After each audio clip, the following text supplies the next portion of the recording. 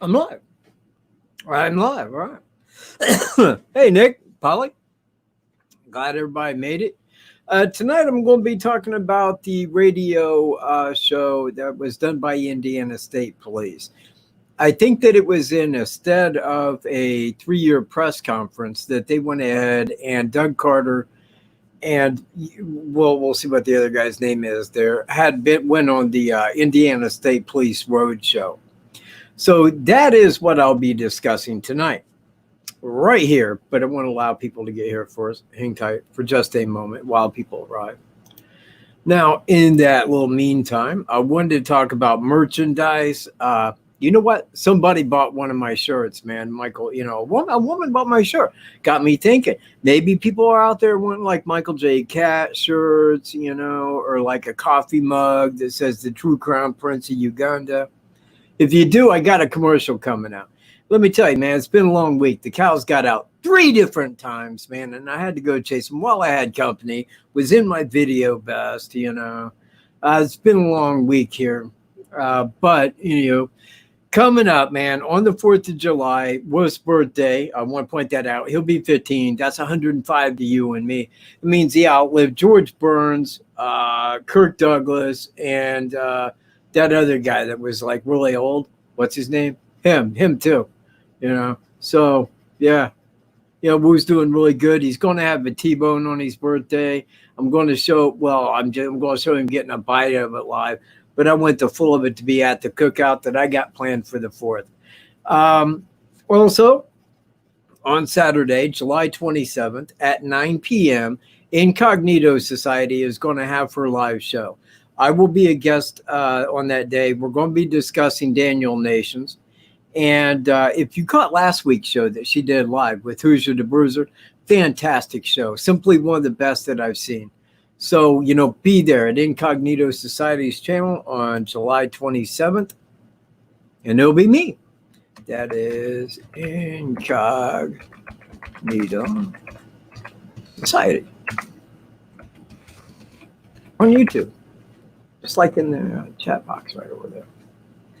Just put in Incognito Society, subscribe, and go there on the 27th. Okay. Just like that. Wow, it just jumped up to 33. Better get busy. Put down my vape, man, and start acting like a real show host, right? Okay. So, we are going to be viewing Indiana State Police radio show. Let me make this the full circumference there. And let's get busy.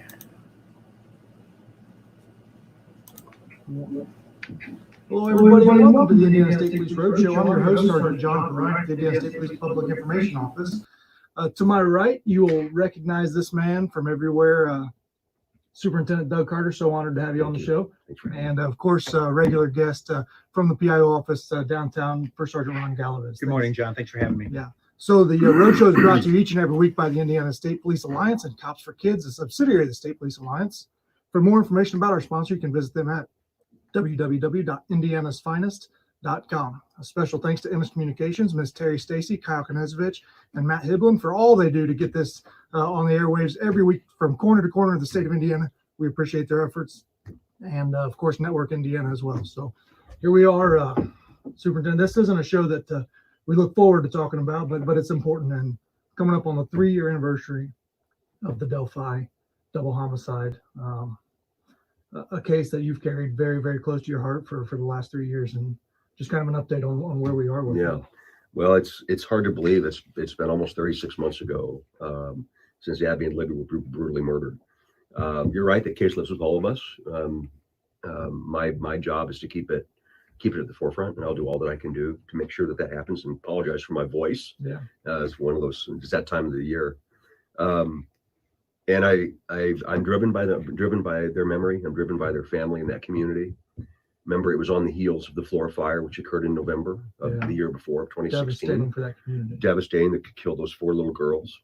So those 2 cases in rural Indiana represent evil in America, because the city of Delphi is any small town USA. Absolutely. And what I saw that community do, and how they came together to support the family and relatives and friends, and finally us. I'll carry it with me for the rest of my life. You know, and all three of us, we sit here together combined with more than 70 years of police experience, and we've all can close our eyes and see the faces of those victims of those crashes and those cases we've worked. But this one had a unique feel because of the community outreach, and because we had a video, we had audio of our killer, and I can tell you, sitting in that command center a week afterwards, it just seemed like we were on the right track, and here we are almost 3 years later, still working our tails off on it. You know, John, it's interesting you bring that up, because that's what keeps me awake at night too, because we can go back in time and evaluate, not to compare, but to evaluate. And are we going in the right direction, doing the right things, asking the right questions, interacting with the right people? I can't remember a time in my career where we have a photograph, sound, movement, and we're one step away. Because somebody knows you, yes, every family. I want to stop right there and kind of go over what he said here. Now, he had stated that Abby and Libby were brutally murdered. Now, I don't know exactly how to take that exactly, but I'll put it to you like this. If somebody went out, got two people, and shot him in the back of the head, it'd be like execution style. If you walked up, shot somebody, that's a murder. But brutally, you know, and this isn't the first time that I've heard them specify the word brutally within this. And again, that's kind of one of the finer details that makes me kind of point at a brutal murderer such as Thomas Jerome Bruce. That's, I do believe, his trade is the brutality of it all. It's what it's what he desires upstairs.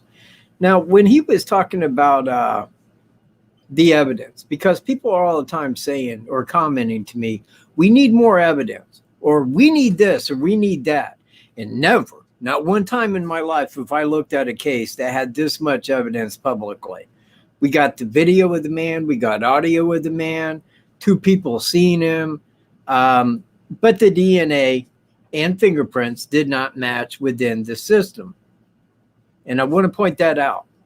Now, at the time that this right here was done, I had known for 13 months as to who it was.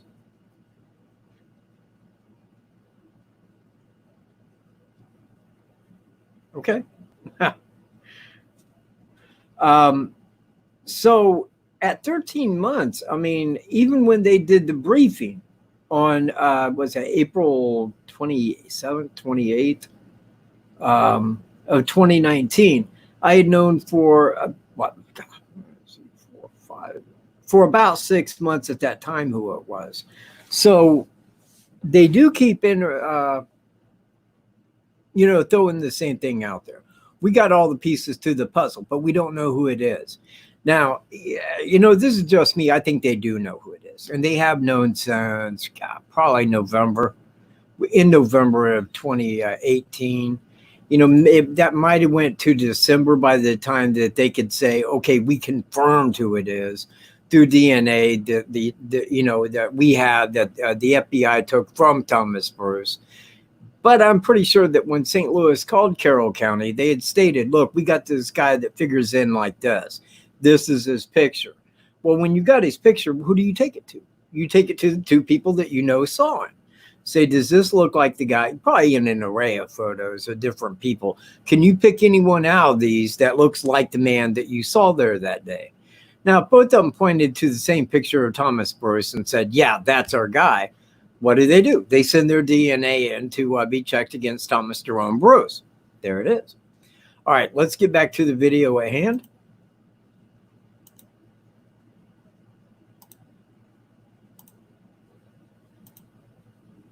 Family member would know a family member if they looked at their body without their head.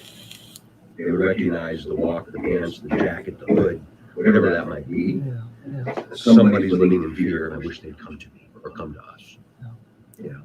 And Ron, I know at the time you were other side of the state court, right? But this is also a case that I'm sure you followed very closely as it unfolded. You know,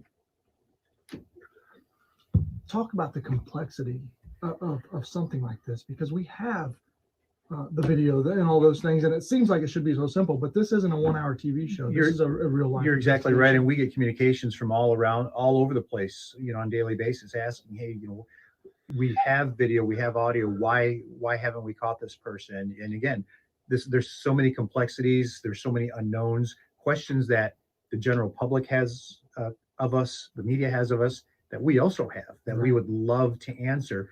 And so when we go back and look, oh goodness, about a year and a half ago, in Fort Wayne, they solved a 30-year-old homicide case of a little girl, the April Tinsley case.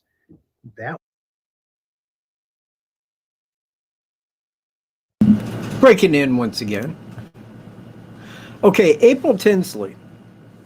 We probably all know the story in the same way. C.C. Moore, the DNA detectives, using a familial database of DNA, went in, found the family line, and then went manually down and deduced that down to 2 men that she said, it's one of these 2 men right here. Well, they went through their trash to find garbage that would have their DNA left on it. Got out of John D. Miller and his brothers' garbage, and they traced that back against the suspect DNA from April Tinsley, and then seeing that it was John D. Miller, and they went to his house and arrested him. They said, do you know why we're here? He said, is it April Tinsley? There it was. Now, when that happened, we was in contact with Sheriff Lesenby to see if he was like watching, this, if he had seen it. And he's like, yeah, he goes, we have, and it's relatively new. And we may go that route. And then he had asked in an email for contact information to get a hold of C.C. Moore.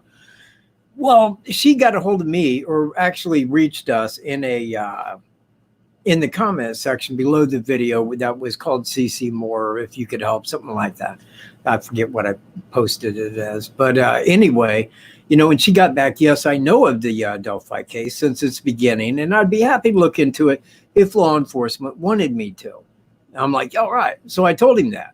Now, then he comes out and he's like, well, if I could get some contact. So I had to look over the web, find any contact information for DNA detective C.C. Moore and so forth, and sent that to him because I said, look, man, she didn't reach me by a telephone number. Well, the following day, Logansport paper had in their paper that Carroll County detectives were looking into using the same technology as what got John D. Miller. And I'm like, yes. But I also felt a little screwed because I thought, why did he lie? Why did he act like he needed when he knew the investigators were already on top of that? Yeah, I don't know. Man, I don't know. I have no idea on that. But I assumed that since she started at the beginning of May, and then it was wrapped up in the middle of July, that it would take maybe 2 months? Maybe 2 months. We'd know who Bridge Guy was. It did not turn out like that, because as the months started clicking by, after 2 months, I started questioning, well, is she working on it? They never came out and said C.C. Moore is working on this. It was a little unclear. If she was, and they were going to use that, maybe she had other cases they were in a line. I don't know. But anyways, it would have been cool had they used that and it showed up as the person, then we would already all know who did it. Let's get back to the subject matter here at hand. Oh, wait a minute. Can't really do it like that, can I? I got to add it. And make it big.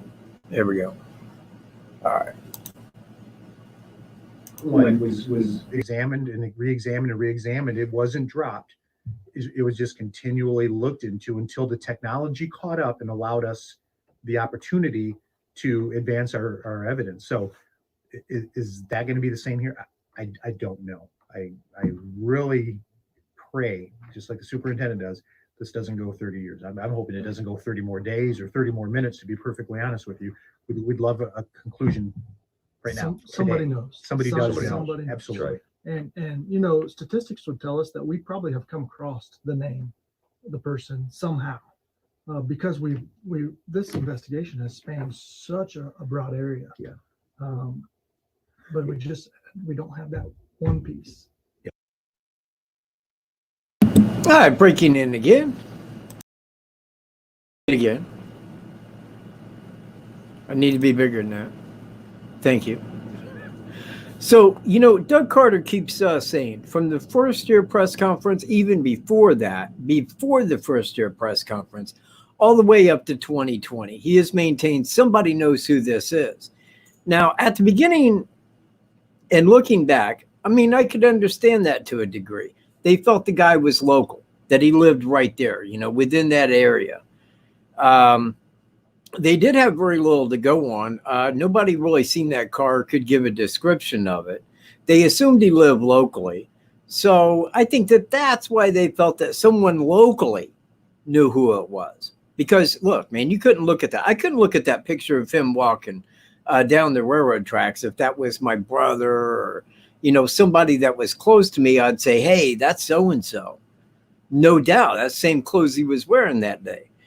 But now, during this right here, this show that I'm, you know, providing here on the radio show, he's saying that. However, he's saying that to add to the narrative that the person lives locally. Well, now I've covered that for a long time as to how it could not be that the man lives locally. There's no way, you know, because if he did live locally, as I've already pointed out to, everybody would know who it was. If you lived in Carroll County, you'd probably know pretty damn well who that is. But he doesn't live there. Again, he lived at that time down in St. Louis, or actually in Jefferson County, just to the west of St. Louis County.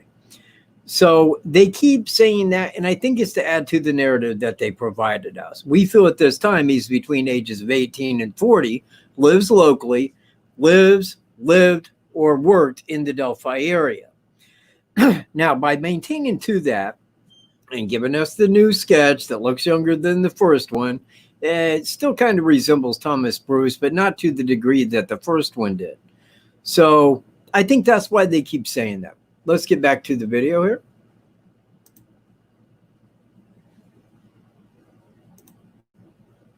I think once we find out who did this, we're going to think, yep.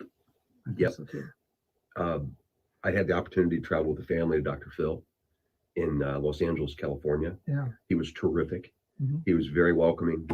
Wasn't sensational. We didn't sensationalize anything. It was, here's what happened in remote rural Indiana, and it could happen in any community in America. And that was a terrific experience. I think it was for the families as well. Then a couple weeks later, we went to the East Coast and talked with Megyn Kelly.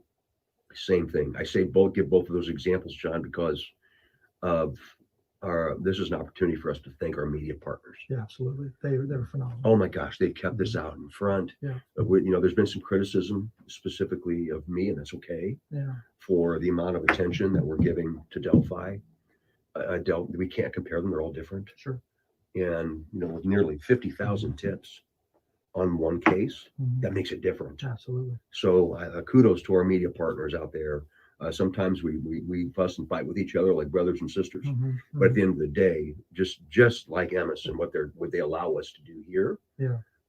Gosh. Yeah. Couldn't be more Well, grateful. and just recently we're contacted by John Walsh and his show Pursued, and they're going to help us with this case as well. This weekend. Yeah. Coming up. So again, this is an all hands on deck investigation. Mm-hmm. It has been.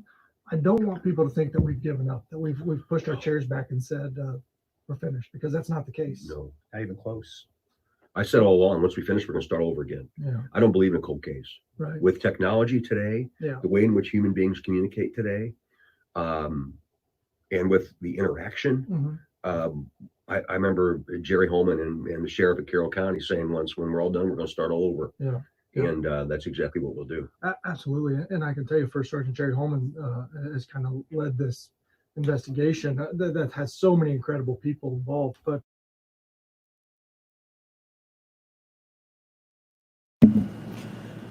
Jerry Holman led me out of church and out of the second year press conference. Just throwing it out there.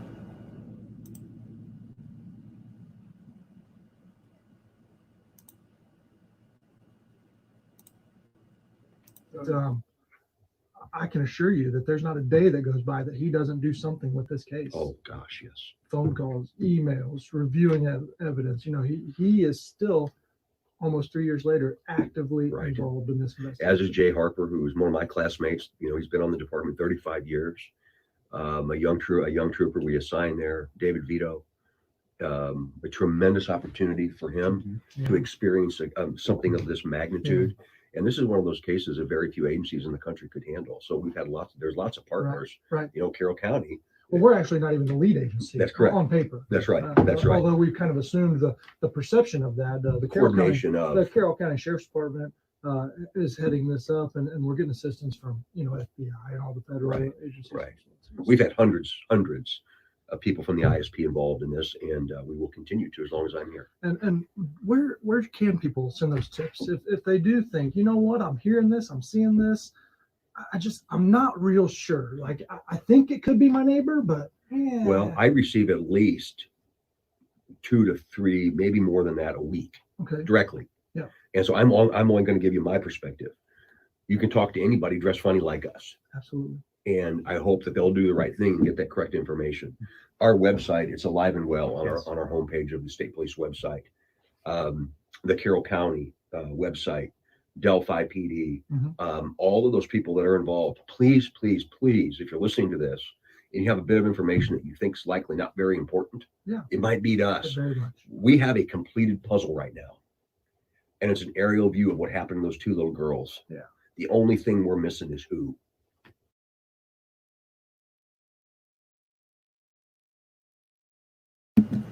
All right, breaking back in again.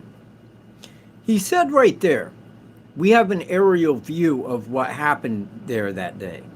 Now, if that's an aerial view, and I go back to what Ms. Cavett said, what if they have satellite and they know it was there at after 12, and they know it was not there, and that it was there at 2, and you see, but it wasn't there at this time, then they would know that there was a vehicle there, but they wouldn't know who it belonged to. Now, it seems like that they could have maybe traced that, but where would they trace it to? How? I mean, it would take a snapshot satellite like every 2 hours over every part of the world.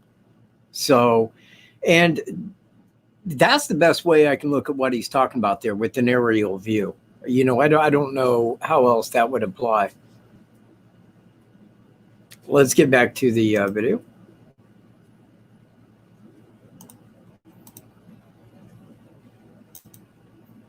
There's lots of partners. Right. Carroll County. We're actually not even the lead agency. That's correct. Been on the department 35 years. A young trooper we assigned there, David Vito. A tremendous opportunity for him to experience something of this magnitude. And this is one of those cases that very few agencies in the country could handle. So we've had there's lots of partners. Right. Carroll County. Well, we're actually not even the lead agency. That's correct. On paper. That's right. That's right. Although we've kind of assumed the perception of that. The Coordination the Carroll County Sheriff's Department is heading this up, and we're getting assistance from FBI and all the federal agencies. Right. We've had hundreds of people from the ISP involved in this, and we will continue to as long as I'm here. And where can people send those tips if they do think, you know what, I'm hearing this, I'm seeing this, I'm not real sure. Like I think it could be my neighbor, but yeah. Well, I receive at least 2 to 3, maybe more than that a week. Okay. Directly. Yeah. And so I'm only going to give you my perspective. You can talk to anybody dressed funny like us. Absolutely. And I hope that they'll do the right thing and get that correct information. Our website, it's alive and well on our homepage of the state police website. The Carroll County website, Delphi PD, all of those people that are involved, please, if you're listening to this and you have a bit of information that you think is likely not very important, it might be to us. Very much. We have a completed puzzle right now. And it's an aerial view of what happened to those 2 little girls. Yeah. The only thing we're missing is who. Yeah. So, you may look at that photo and say, hey, my neighbor used to have a jacket like that. Right. Call us. Absolutely. It doesn't mean that we're going to go kick in his door with a SWAT team. No. But we need that information. Absolutely. I totally agree. You said it in an interview the other day. We're one tip away. Yeah. One tip away. One tip. Yeah. And so again, let's change, because that community was hit with 2 devastating events in a short time. Yeah. Let's shift gears to the Fuller fire and talk about that's still a very active investigation as well. It is, and there's a couple of components of that I wish we were able to complete. We haven't been able to do that yet. Again, I've been very careful not to get myself involved. So I Sure. tend to screw things up. Sure, we'll do. But Our investigators are incredible. They're I do awesome. Oh my understand. gosh, Yeah. they're awesome. Yeah. And I will stand ready to support them at any hour of the day. We've traveled to multiple states in this country to try and find out who set that fire. Now, listen, I don't believe that anybody set it to intentionally to kill those 4 little girls. I don't believe that. I hope I'm not proven wrong. I think it was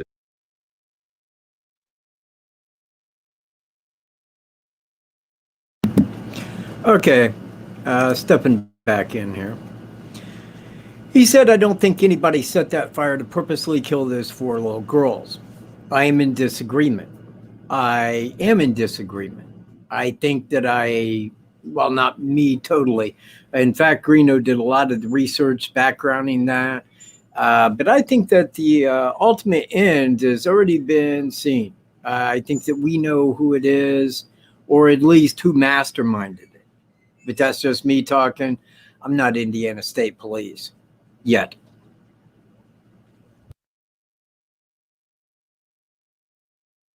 it was a consequence of a bad choice. And again, I hope somebody will talk to us one day. Yeah, and so in a short span of time, that community lost 6 young lives. From November to February. And I want to paint a picture for folks that maybe aren't familiar with what that community looked like in the days after. I've never seen anything like it. I haven't either, John. No.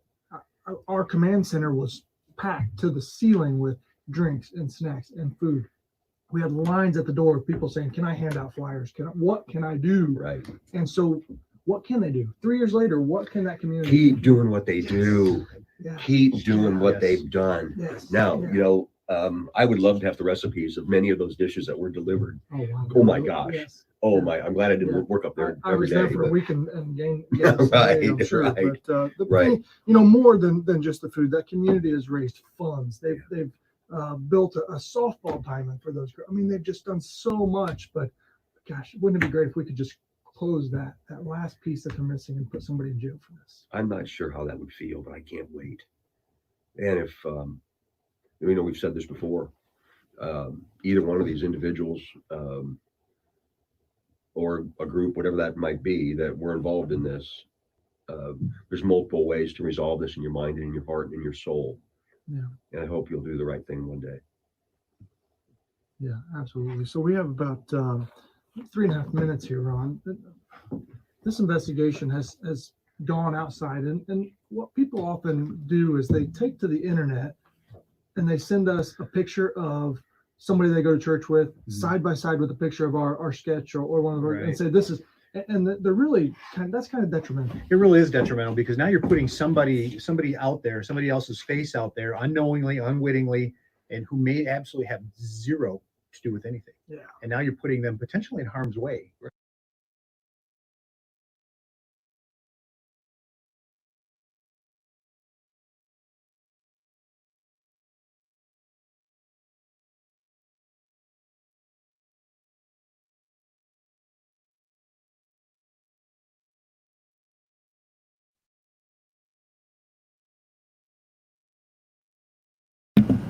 Sorry, once again. I was sitting here. You guys were watching me. Yeah, I know. I'm sorry. I'm sorry, man. Let's get back to the video.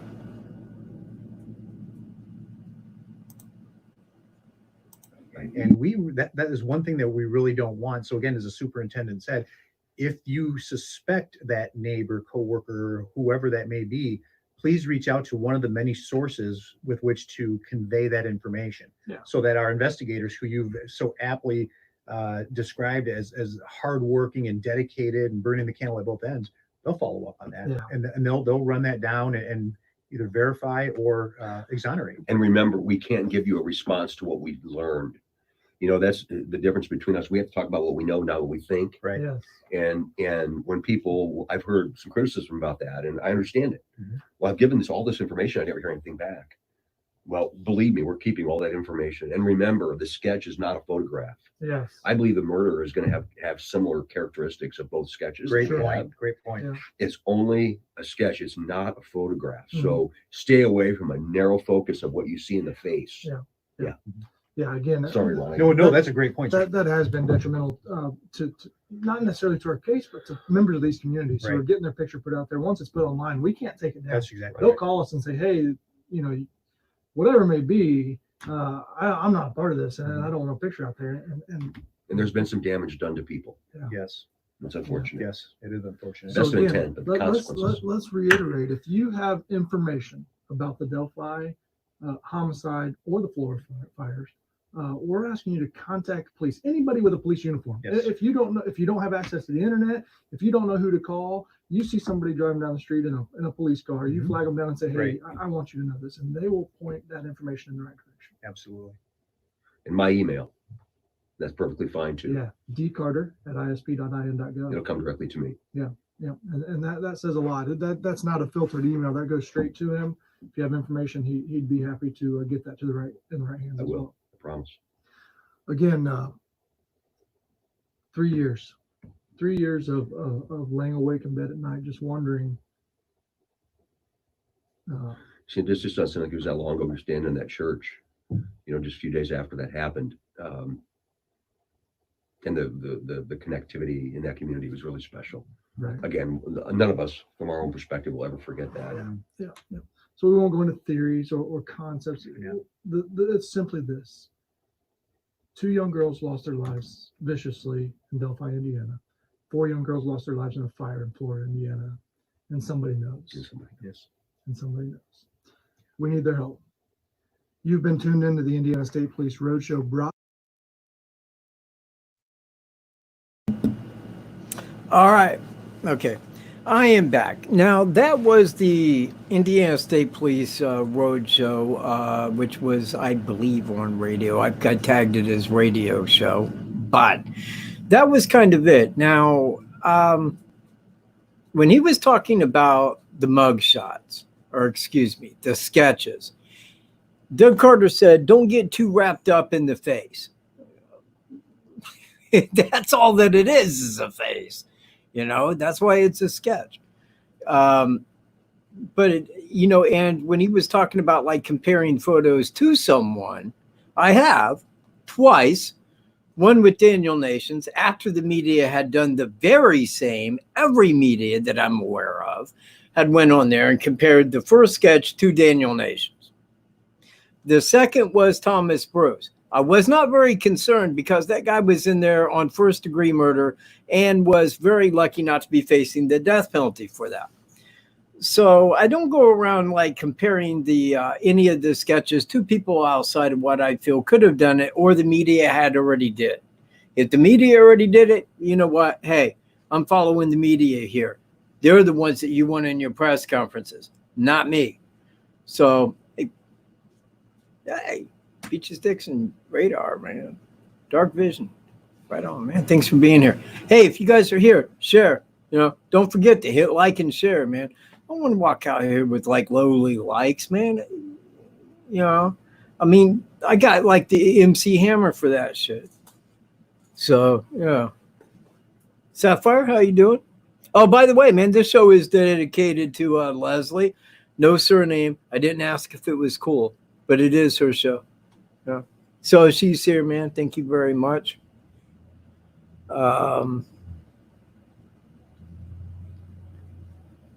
What are we supposed to look at 3 years later? You know what? It's not me to tell somebody what to do, but if you're here, chances are you have an interest in this case. I kind of look into what I've stated on my program here for the last over a year and a half now. It's been like a year and pushing 7 months.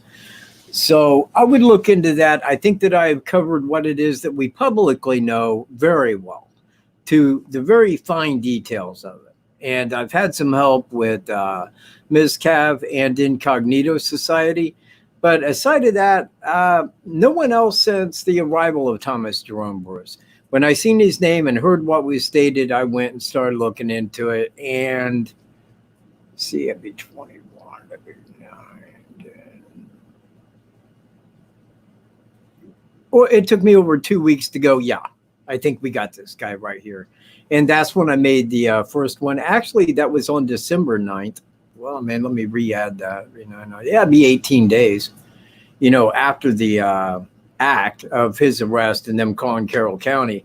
That's when I felt comfortable enough to be like, yeah, you know what? Now I believe it is him.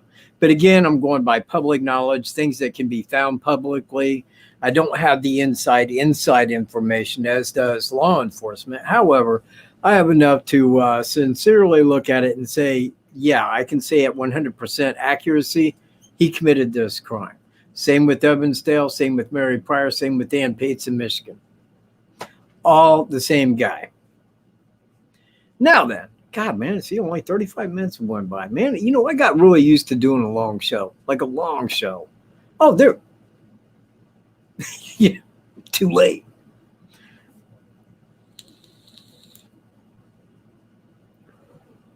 Carolyn? Yeah, okay, man. Like everybody's here. We got 72 people. Yeah, right on. Okay. All 72 of you, don't forget to go to Incognito Society's channel and be there on the 27th when I'm her guest. And we're going to discuss Daniel Nations in depth. And we'll probably go over that. And, yeah, Wolf don't eat pizza. Wolf don't eat pizza. However, on his birthday, July 4th, he is going to eat a T-bone, a whole T-bone to himself. Grill. Rare. Very rare. But still, we want to get that little grill on the outside. Likes a good flame broil. Oh, yeah, and I'm going just to have the live show, but then I'm going to videotape the cookout that we're having on the 4th, maybe walking down the, Crown Prince of Uganda, red carpet. I don't know. I don't know how I'll play it up. I ain't got there yet.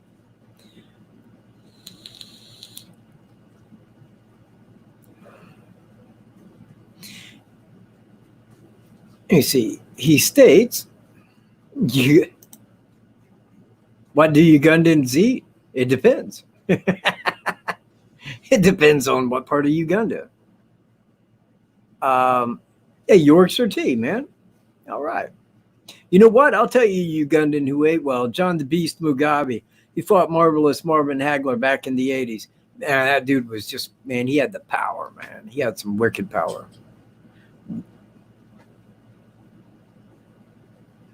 Well, my dog will eat pizza, but I wouldn't give him a whole slice.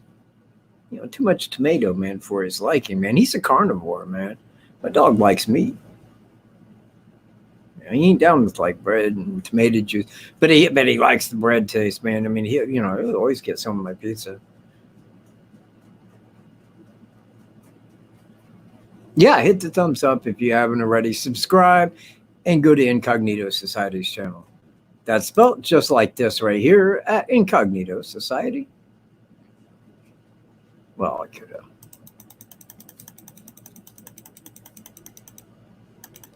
Man, now, there you go. There we are. Okay. All right. Yeah, all dogs love bacon, man. I'd give Wolf bacon all day long.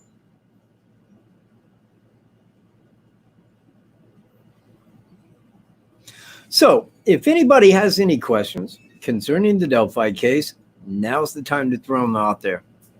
Yeah, I don't know who that person is, Radar, but whoever it is, man, they're probably not cool to me. Yeah, I don't know what somebody's issue would be with bacon. There ain't a part of the pig I haven't found that I don't like. Well, except that, man. Don't be nasty. You know what I mean.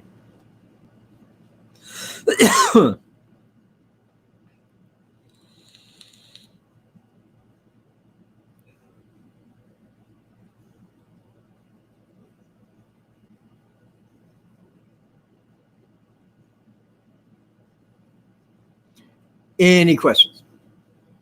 Anybody? I mean, there's 67 people. Somebody's got a question. I mean, you wouldn't be watching if you was without question. You'd have it wrapped up like me. No, you know what I mean.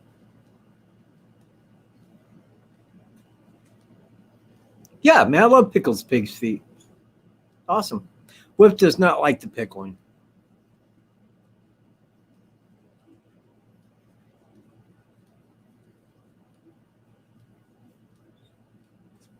Sue Wright, one of my favorite mods. And I have many favorite mods. See, people are dwindling, man. There goes my popularity. It wanes. It's waning like Wayne's World.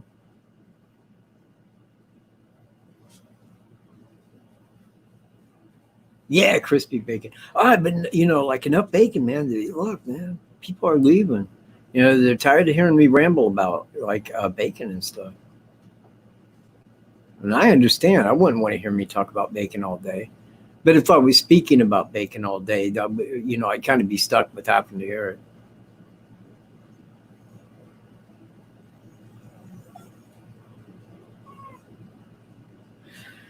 You know what? I don't totally know. I hope so. I mean, I'll put it to you like this. If there's any way to make this into a federal case where they take all of the amount that they can put something onto, because I'm positive that any place where they had DNA or fingerprints, and I know of 2 other cases, Mary Pryor and Ann Pates, which they did have DNA and fingerprints when he was living in Flint, Michigan. And he's from the Montrose area, which is where it was a one-bar town. And that's where he, in leaving the bar at 2 a.m. in the morning, heading back to Flint up Highway 58, that's where he's seen her. Her car was broke down in 1999. Well, what does a man that's a sadist serial killer do when he sees opportunity? He takes advantage of it, and he killed her brutally with DNA and fingerprints left behind. And they had no idea who it was. Very similar to Delphi. Very similar.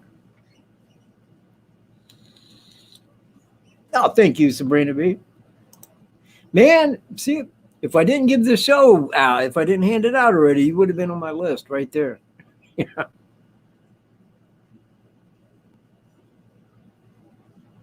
Well, Monique, there's a, behind that. It's like, let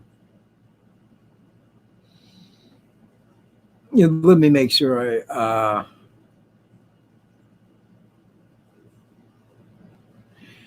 yeah, well, you see, Monique, that's the reason that they point to as to why they don't discuss that. Because if people knew what happened at that crime scene, then everybody would call in.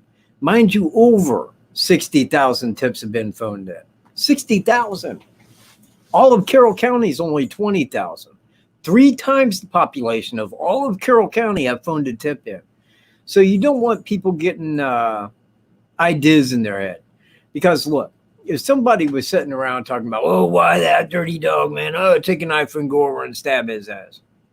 They'll go like, man, I heard my neighbor say one time he was going to like take a knife next door and stab the neighbor, Everybody, look, man, I've said that kind of stuff before. I mean, not like in a literal context where I'm going to go kill him. It's just that's how somebody just says something about somebody they're angry with. Like, man, I ought to go kick their ass. I'll take a gun over to his house, show him a lesson. Or, you know what? Maybe nobody says that. And right now I'm looking like a serial killer, man. I hope not, because I already been called in. Know that. Don't call me in. I already had an investigator at my house, man. So that may be why.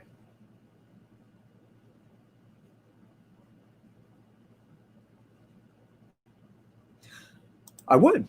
But the thing is it would be very hard for me to do now.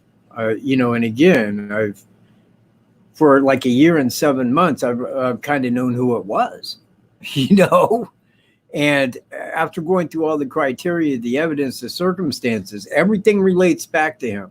And that's cutting out the part that we already know. 1, he had never been caught committing a crime before, had never been jailed, had no DNA or fingerprints in a legal database prior to being arrested for the Catholic supply store, sexual assault and homicide, of which now he is facing life behind bars without parole if convicted, and he will be.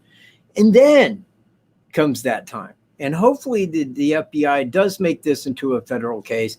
They can roll all those crimes into one charge with independent punishments for, varying degrees of brutality and so forth within that. Now on Evansdale, but I think that he will make admittances to Evansdale. You know, I don't think he's going to walk in there knowing that they got his DNA and fingerprints and then try to pull one over. I don't think Thomas Jerome Bruce is a dumb man. I don't know how bright he is, honestly. I'd never really heard him speak. But at the same time, when you hear the people that knew him, all of them would say, oh, he's a loving, compassionate man, very friendly, outgoing, helpful. He was a great guy.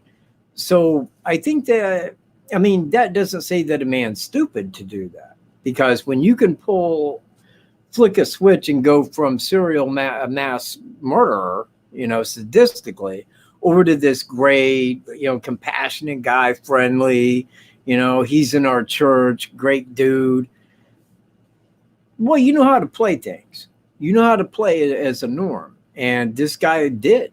And that's what he done. Oh, thank you, Wombat Dundee. Man, you rock. You know. Now, see, and normally I always send an email back to anybody that donates something. You know, always send them a nice, friendly thank you or dedication to the show. Like, I dedicate this show to you. But I think that I did both this week on top of my game, despite the cows getting out 3 separate times. And one time while I had company. Oh, man, I was like in my video apparel, man, looking really smooth and good, video ready. I had to go chase cows on a like 90-something degree day, man. Like 6 miles I had to chase them. God, man. Jeez.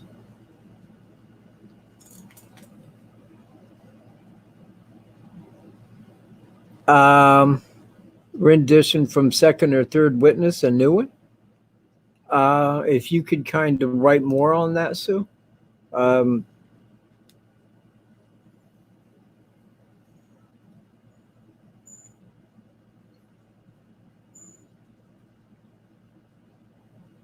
all right.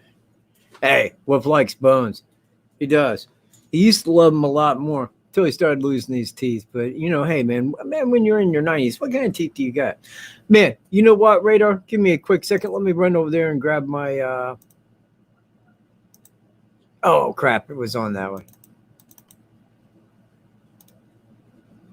Let me find it here real quick.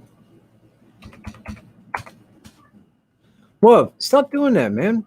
What is your issue? Oh, that ain't Woof at all. Okay. My bad. Right here is where you can go. Now, I got different apparel for men, women. You know, I'm working on like the, what do they call them? Like this year's flu strain mask.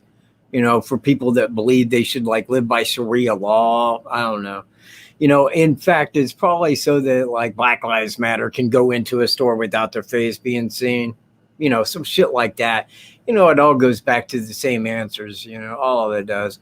So, you know, maybe one day I'll get a mask like that, man, for people that want to look all Sharia-like, you know. Sharia law for one and all, you know, make your stand, you know. Wear a mask everywhere you go. If your job requires it, go, oh, I only wear one because of my job. But you still wear it at Kroger's. Man, that's a lie, people. That's a lie. Just remember I told you that. Because anybody walking around wearing a mask, you're an idiot. You're just stupid, man. You really are. You'll believe anything they say. Oh, man, geez. Do you see how I go from something really nice, man, to like really bitter and argumentative? Man, I do that on like a drop of a dime. I apologize.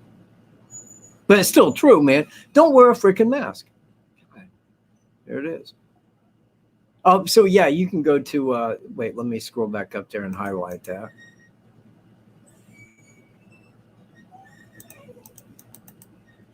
There we go. You can go right there to shop.spreadshirt.com / Michael thingamajig Katt. And that's going to take you right to my merchandise and the Crown Prince of the true Crown Prince of Uganda's, thing too. I mean, you know, you can get a coffee mug with Woofer right on it. And it says the true Crown Prince of Uganda with the flag. Damn, hell yeah. You know what, man? And if you're going to the pool and you want to look your profiler best, listen, ladies, the one thing that you need is a Michael J. Katt bikini. You know. Or maybe you don't. You know, maybe not. I don't know. But it'd be cool, right? Yeah. I mean, if I was going to wear a bikini, it would be a Michael J. Katt bikini. But you won't see me. I don't wear them often. Not very often at all. All right. Let me scroll on down here and see if there's any questions that has arose. I need a princess. You know what? I do need a princess. Kind of named somebody as a princess the other day. They was singing down at the pool, and just a beautiful voice, man. Beautiful voice.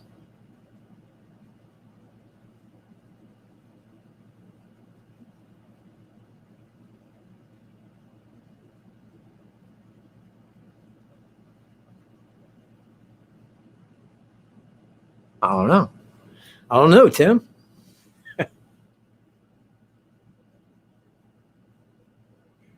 Okay, hang on a second. Mr. Vision.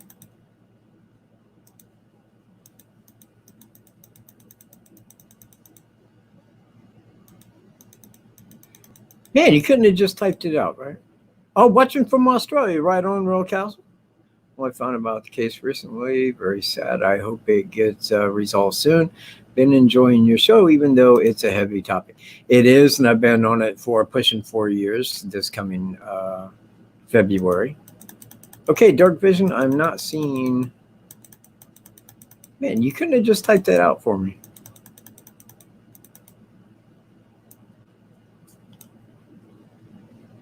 Scroll up to my, just retype that if you would, Dark Vision. I cannot find it real quick.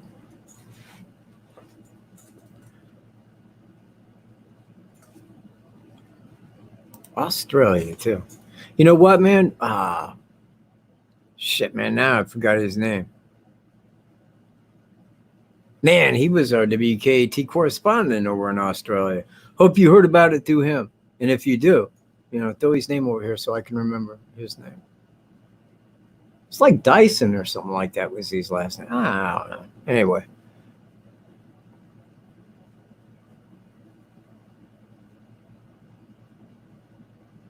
Well, okay. So, got to wait for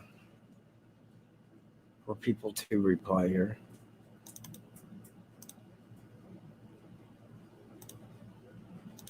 Okay, all right. Now I'm going to get a drink of soda here real quick.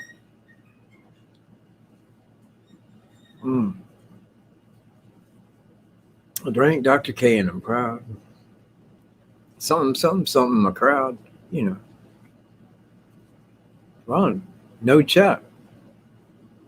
I bored people. Well, since you're just sitting there watching me stare into space, hit the like button or throw a question up. You know, one or the other. Either or works for me. Right now, my likes just went over 100. Still, nobody else getting any questions, man. I mean, did chat die? It's been over a minute since anybody even put anything in chat.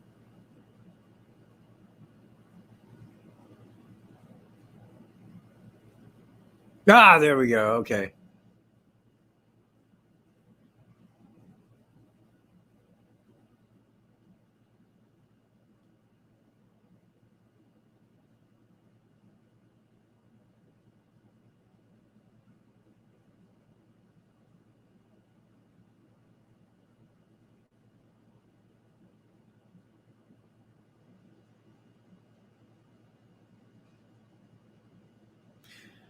All right, let me scroll up. And again, if you're, if you're typing to me that I didn't see your question, just retype the question because now I got to scroll up. I got to go find it and shit.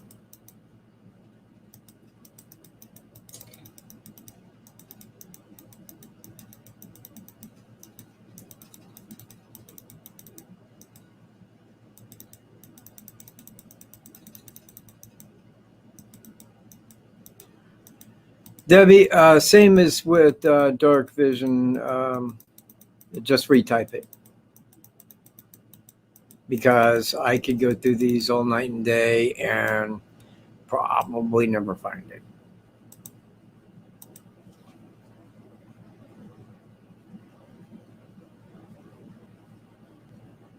What was his childhood like? I don't really know. I can't really comment on his childhood. Miss Cab took it back to his high school yearbook, where he was up there around Montrose in Genesee County, Michigan. But I can speculate that he probably, and it's because it's similar to other sadistic serial killers, probably had like a dominant mother, probably controlling, handed out the punishment, so to speak. Those are things that kind of relate, because sadistic serial killers, it goes back to their early childhood, very early, like very, very early on. And that's when things start to, unwrap in a bad way. So, I just speculate on that because, to say otherwise, his family is pretty religious from everything that I've seen. I believe that his parents were as well. But again, when you're looking at like a domineering mother who's religious, a lot of time, but what I mean is like a domineering mother, they hands out punishment in a religious type family. Look at Ed Gein. That's some things that, it's not that happens all the time. In fact, it would probably be very rare to happen unless the person had a,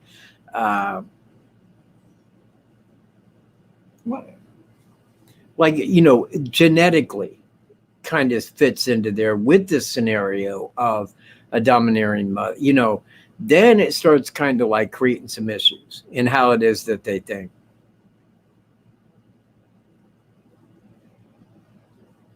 Oh, geez. Holy crap.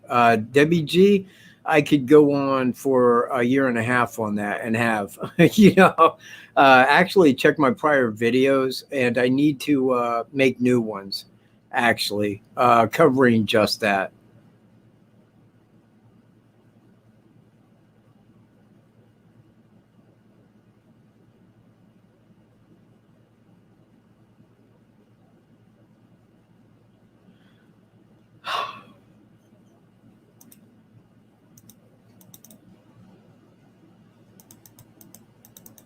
See, and I'm scrolling up here, all the way up.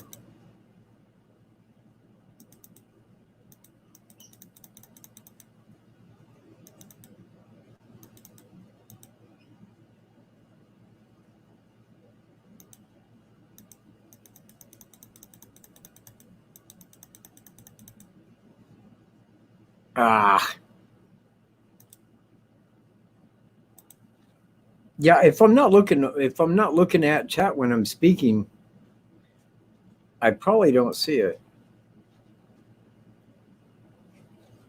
Now, let me see. Dark Vision, the woman who stopped to help a young person who had car troubles, he said he was waiting for his father. Was that purely rumor? It crossed my mind. That's where the younger, and I believe that is sketch came.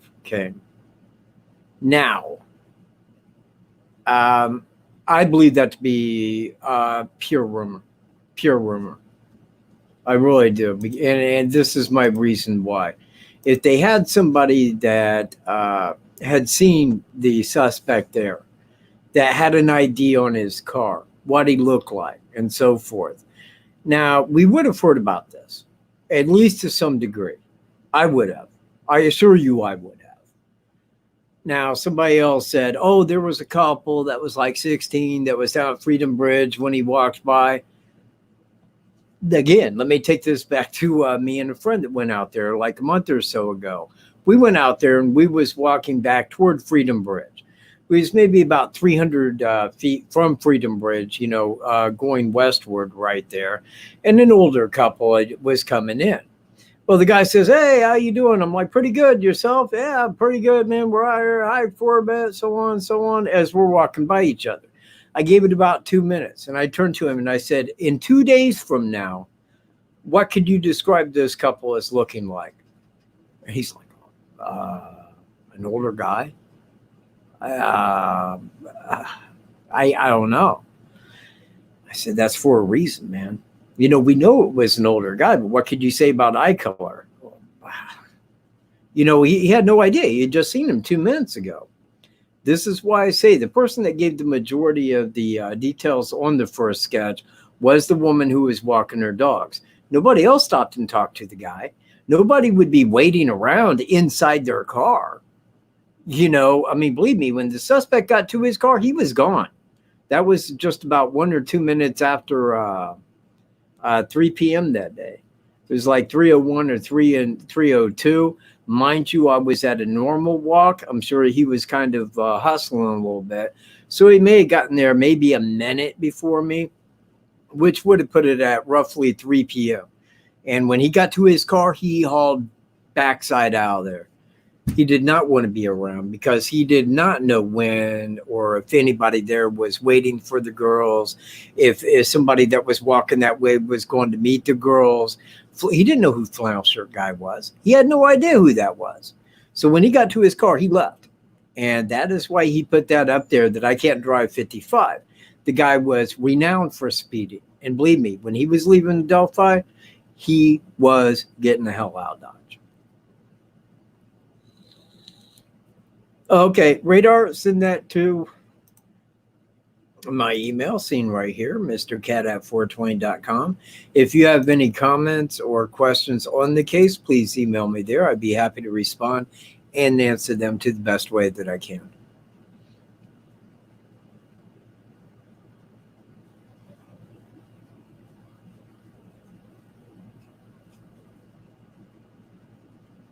What did Tim F do? His last comment kind of caught me off guard.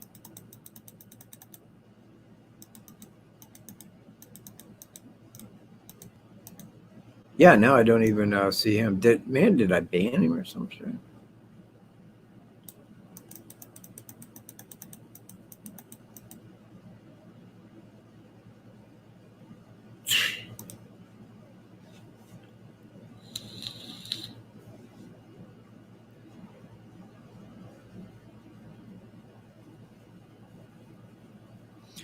All right, any questions? Christy, how's it going? Oh, right on. Well played, Incog. Yeah, it's like Incog says. When they first pop up and you see what it is they're writing, then it becomes like, well, it's probably him. Yeah. You know, you just look at what they say and go, gee, that relates to a fucking idiot. It's probably him.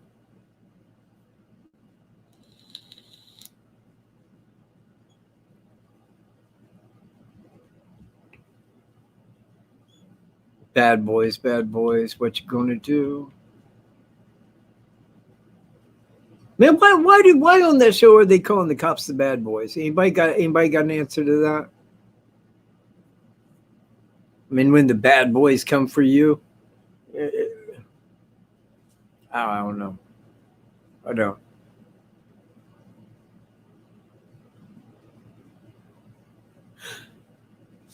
Good idea. That is an excellent idea. You know what? Do as Dark Vision asks. You know, if you could put like 2 stars next to a question, when I look over, it'd be easy to recognize. I could get right to them. And thank you, Dark Vision. Yeah. See, you know who needs what? You know who needs a Michael J. Katt shirt? Dark Vision. So he can look his profile at best. You know, I don't even wear glasses. I don't. I rarely ever wear a tie. I just do it to look video ready. That's it. Well, yeah, but that's it, man. Bad boys. What you gonna do? What you gonna do when they come for you? I don't know, man. Maybe I'm misreading the lyrics, but I made a video where I was doing that with the Muppet, and the Muppet was running from the cops, and he's like, "Oh no, man, the bad boys are coming after me." And Greeno was laughing. He's like, why are you calling the cops the bad boys? I'm like, because the thing, bad boys, what you gonna do? What you gonna do when they come for you? I didn't feel it was asking bad people if they're, because look, man, I'm innocent and I did time in prison. Man, I had to go in there with some real bad dudes. Beat all of them in chest, though.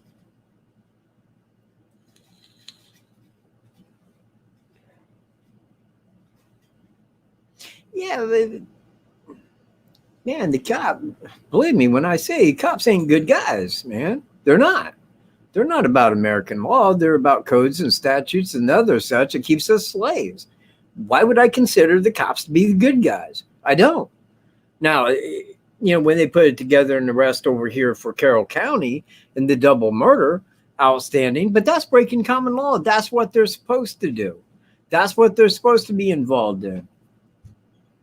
Not anything outside of that. That's what destroys our freedom. Maybe people don't have a concept of freedom, That's why I just need to go back over to my other channel and explain that aspect to everyone.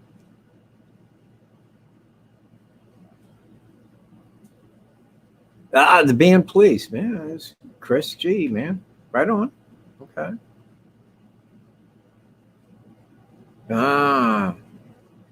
Yeah, see, man, I bring a bad voice. Man, everybody's got a take on it. Talk about Delphi, which everybody's here for. Nobody's got, I don't know, man. I thought you had an answer. Well, I gave all my answers, man. I've been on repeat for 1 year and 7 months. 1 year and 7 months I've been to the same page.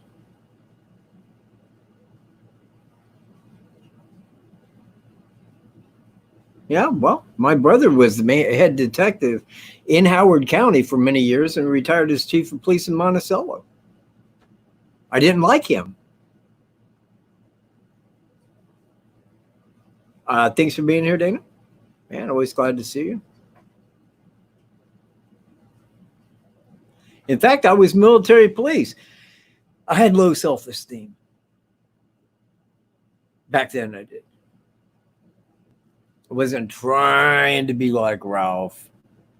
Didn't want to be like him at all. I never liked Ralph, man. I always thought he was kind of a dick, an asshole.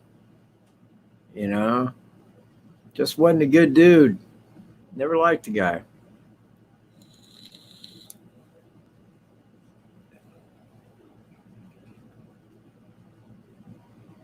Oh, well. Radar, do you have a channel? If so, drop a link down there so I can share that out, please.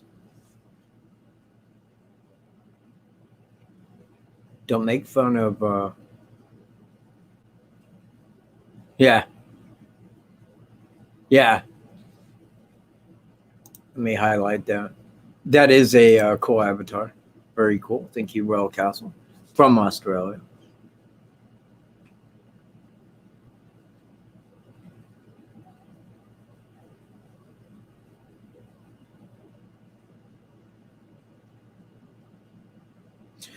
Yeah.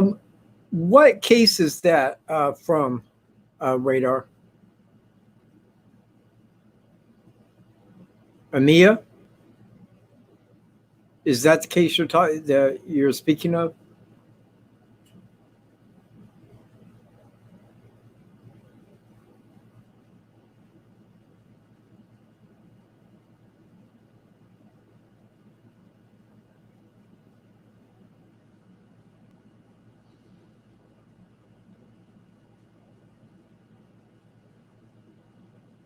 Okay. Anybody got questions? I don't want to cut it short, but if need be, I have to.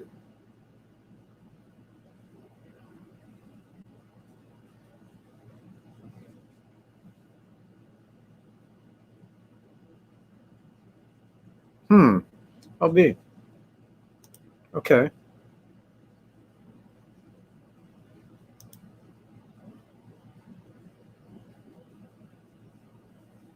Oh, really? Okay. You know what? I will, Crime and Innocence. I will check that out. You know what, man? I worked on mine for a while, man. I did, man. In fact, I was quite pleased with the glitch video, where I'm like walking down the tracks that was kind of cool, man. You know what? Every Saturday, man, I go to Power Director University. Go there. Power Director University. Put that into YouTube, man.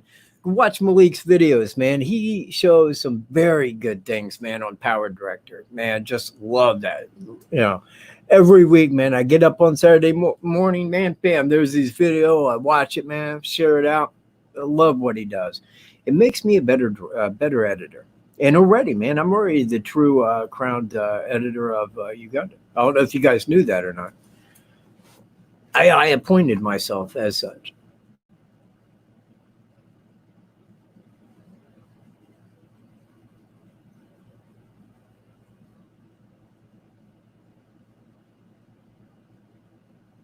Yeah, I knew.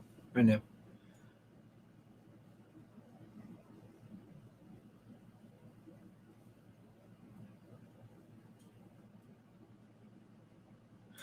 You know what? I got the answer. Now this is going to probably cover my. Oh, I thought it'd be bigger than that. But the thing is that he's in court right now on first-degree murder and 16 other felony counts. They're trying him for life behind bars without the possibility of parole. I don't see a way for him to be found not guilty. So if he is charged as such, then it's going to come out, you know, that he did it, and then that case is done. Now, since you're just following this case, you probably don't remember Daniel Nations. He was the first person of interest, and I think that was in September of 2017. He was arrested at a hiking trail out in Colorado, was threatening people with a hatchet that came nearby. And people was calling law enforcement and telling them about it, but they didn't know where he was staying. Him and his family were basically living out of a tent there at the trails. And when, you know, they told him about the car he was driving and this and that, so they was kind of staking the area out. And when he went by, they pulled him over. He had expired plates, and they got him for possession of a .22 rifle that was in his trunk, threatening people with a hatchet. And I think they got him on, like, God, I think it was 4 different felony counts, man, in 2 or 3 different cities or counties, my bad. So that made him a person of interest because, firstly, he was a sexual offender from Indiana. This is before the first year press conference that was in February of 2018. Now, at that time, he kind of looked to be the part. We did the deep dive into his life, pulled up the fact that his mom was killed by his uncle, her brother, over a fight over crack. He hid her body in the backyard, covered it with leaves, twigs, stuff of that manner. And that looked kind of promising. His dad was sentenced to life without parole for child molesting. 2 little children, a boy and a girl that was age 5. I heard that, you know, Daniel himself was molested by his father. So the guy definitely did not have an easy upbringing. And it is just that, where I was speaking of TB, it's what happens in your early life that molds your latter life after that. You know, you'll see a lot of people that like child molesters because it was done to them when they were little. You know, they don't know any better than that. This is what was done to me at that critical age of memory, and it sticks in their head like that it's okay to go commit crimes like that. You know, they do not see it as a crime. And these are the same people that begin to suffer from some bad, you know, mental issues later on. And I say that as not a disease, but more something carried over. And that can lead to their, like, you know, later, you know, when I say later, I mean after it happened to them, once they start going through puberty and later, then it starts into their head that these are the things that they remember early that turned them on, or someone had did to them just without their consent. And it becomes something that they, hang on. Okay, I can't really, shit. I can't copy and paste. Crap. Yeah, I'm sorry. You know what? I can't even go back and look at it. Email it to me if you would at my email found right there. Email me that link and I will put it on my next show. I promise. Oh, right. So back to TB. You know, when he is complete with that case, and in Daniel Nations, they hit him with like 3 felonies, I think, in 3 different counties. he was placed into a person of interest by the media who pointed to the initial things of he's an Indiana sex offender on the run. He left shortly after the crime was committed. You know, these were things that people were looking for in a suspect or a person of interest. Now, we found a lot of things we never found out. And because when I'm speaking of Daniel Nations, I'm talking about me and Greeno. Him and I worked on that hand in hand. We never found out how he would have got to Delphi. Now, I was in verbal and written communication with Daniel Nations through the time of his arrest in Carroll County. And when he got extradited back to Johnson County, Indiana, that was 1 week before the first year press conference. Now, down there, once they extradited him back, then they questioned him. They got his DNA. Now, when they went out to Colorado to go speak to Daniel, Indiana state investigators, I got a hold of him actually, he called me after that happened. And I said, well, what did you tell the investigators? He's like, I didn't even get to speak with them.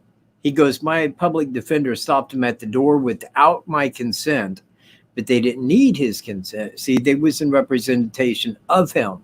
So they don't need his consent. They do that, he says, behind bars. You know, so they don't need your consent on that. Now, then you find out that, hey, this guy's in there on a felony. They don't want that being messed with by people coming into the picture on other crimes from other states. They said, let us wrap this up with him. Then you can extradite him to Indiana and speak to him at your leisure, you see, whenever you want. And that's what they did. Now, he was in there on four felony counts in 3 different counties, I think is how it went. And they had him in there, see, it'd be September, October, November, December, January. They had him in there less than 5 months on 4 felony counts in 3 different counties and got him back to Indiana. Now, they were stopped over that for like far lesser felonies than what Thomas Jerome Bruce is in there for. I mean, he's in there for like 1st-degree murder and like 16 other felony counts. That guy's a monster. Now, when I go back to Daniel Nations, we can never place how he would have got to Delphi. And while the sketch looks very similar to him, I'd never seen it. Greeno did, man. He goes, whenever I see a sketch, now I see Daniel Nations. And I'm like, I don't, man. I don't think that looks anything like him. I said, the sketch does. I mean, the sketch certainly looks somewhat like Daniel Nations. Even his wife, Caitlin Nations, said, yeah, the sketch looks so much like him in some areas that really scares me. So anyway, they're not going to go down there while he's facing life behind bars without parole for 1st-degree murder and then start like putting anything, you know, on the outside into that. It's like Kim Riley, Trooper Kim Riley from Indiana, man. He told me, he goes, look, they got their hands full down there with that guy. You know, that guy's in there on some very bad business and they got to take care of that. I'm like, yeah, I understand that. You know, but I was wondering if he had anything to say on Thomas Bruce, not a 5-minute like segment of me trying to explain Thomas Bruce. Who? Thomas Bruce. I think I heard Tom. Did you say Tom Ruse? You know, I mean, it got old after a few minutes. I thought, man, what in the hell am I doing? I'm just trying to say a name. This guy is not catching on, you know. So anyways, he's got to complete that. And, you know, when they complete it down there, then all the other states. And as of right now, I got Iowa, Michigan, and Indiana. I believe that Missouri will also be in that, a possibility of Tennessee. And I know as well as I'm sitting here right now that California is going to have more than a handful of their own. This guy is a very prolific serial killer, very sadistic and brutal. He has like no soul. And I believe that if he did have a soul, he would have killed himself. He would have killed himself for what he's done. You know, this guy enjoys what it is that he's doing. And that is what he set out to do when opportunity arrived, anytime. Now, with Delphi, I believe he went to that trail because he had stopped at that trail many times. I mean, all you got to do, because if you have never been to Monon High Bridge Trail, but yet you show up in my chat saying, yeah, but how would you knew the trail so well? Well, Well, apparently you never walked from Freedom Bridge to Monon High Bridge, the end of the trail, and back. Because if you did, you'd see that it was basically one trail that took 15 minutes to walk and 15 minutes back. It's not big and huge. Anybody that had walked it one time would have the basics, but I think he stopped there more than one time. I think that he knew the trail. I don't want to put it like that. It's got the 505 and the 501. But the 501 after the secondary entrance is 501 steps. The 501, which parallels it by about like 30 or 40 feet, going inward. I mean, you can see right through and see somebody if they were walking on it. It's not a big series of trails. It's one trail from Freedom Bridge to Monon Bridge. And that's where the train track used to go, is right there where you walk at. So, I just throw it out there that, when he's complete down there, that's when they'll charge him. All these other states have been reached by the FBI. It was at the, God, man. Somebody help me out with that base, with the base's name, if anybody knows. It's like a CS, and I'm trying to remember what the name of it was, what they specialized in. Because Barry Scheck said that he was down there. It was after classes, but it was I forget what it was doing or why he was there. But Barry Scheck, foremost attorney, O.J. Simpson attorney, if he's saying that he was at that base, and given the brutality of the murder of Susan Collins, who else would you put as a person of interest? That's this guy's middle name is brutal rape and murder.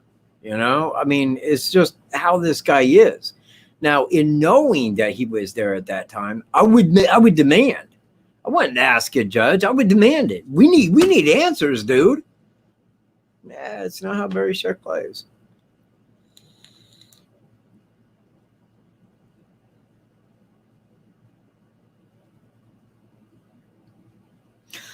You're right, Radar. It is not nothing. In fact, it's hard to say, quite contrary to that. Once you get to the other side of Monon High Bridge on the south side, the tracks keep going. All you got to do, go to Google and put in Monon High Bridge Trail, okay, Indiana.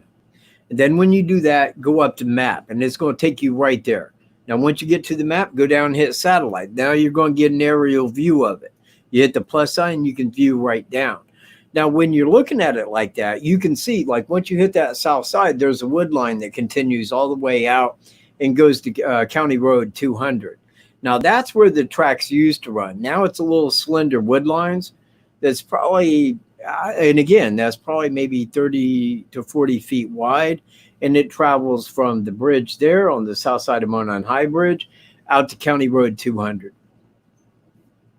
And that's what's on the other side.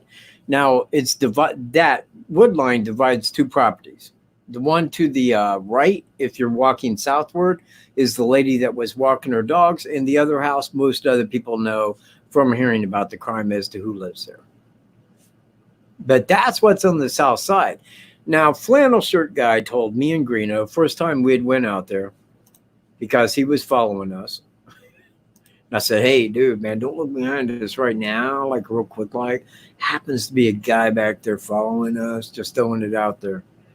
And when we was coming back from the bridge, we ran into him, and he was like, hey, how you guys doing? Oh, we're just out here hiking. Where's the trails end? Oh, you down there at the Monon High Bridge, that's where the trail ends. But CSX Railroad owns that bridge. So that's kind of my hope that what's going to happen is because it was on railroad property, that's where the crime began at. Maybe that'll be enough to pull the federal government into it. The FBI can go after him. If the FBI is on it, man, then they could hit him, despite the state ruling that there is no death penalty in Iowa. They could still hit him with the federal crime and give him death for that. Same as they could for Delphi. Will it happen? Huh? Will it? I don't know, man. I mean, one thing that I can say about our government is they sure have balls.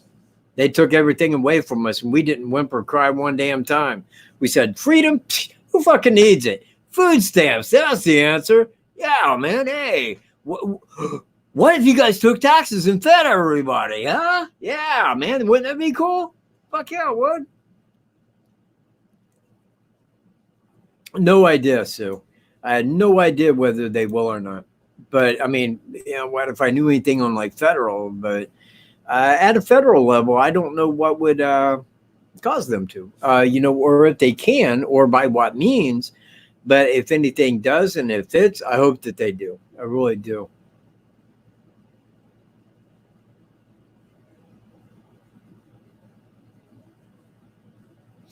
Yeah, I agree, Brian. And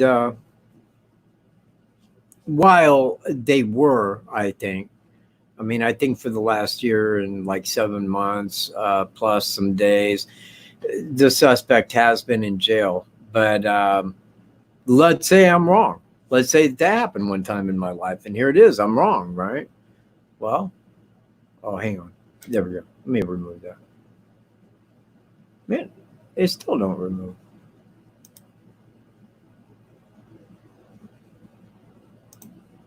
There we go. Okay. Early riser, how you doing?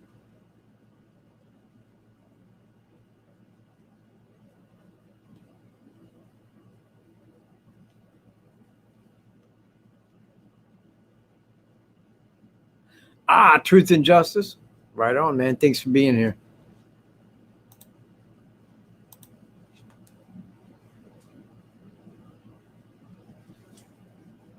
Sharon, you don't have a wrench. Get Sharon Parker a wrench. Get Sharon Parker a wrench. Let's see. Make sure Sharon Parker gets a wrench. In fact, let me see. Man, see, it does not give me that option here. I got to be on YouTube to make you a mod. Sharon Parker, man, get her a wrench.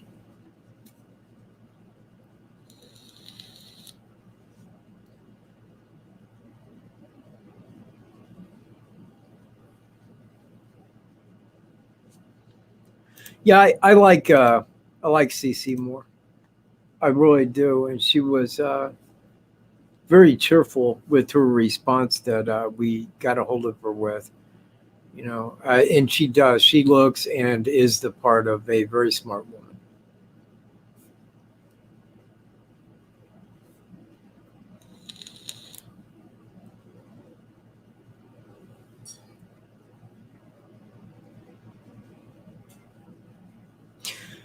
You know what? Yeah. In fact, let me go over there.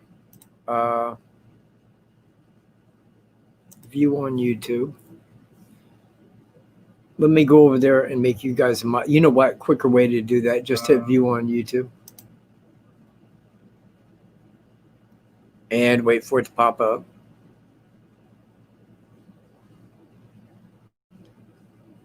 Oh, crap. Oh, shit, man. What the hell?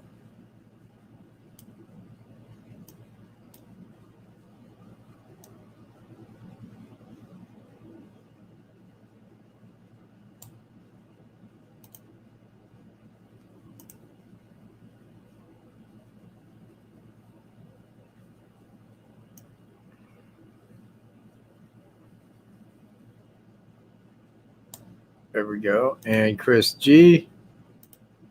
Where is Chris G? There you go. Now you all are wrenched up and ready to go. Okay.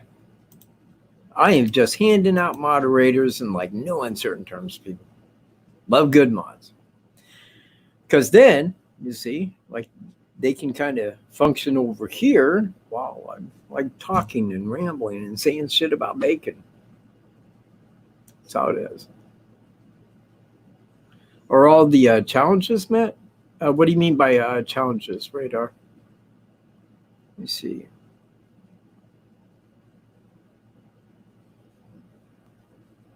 Wow. Yeah. No, I did not know that.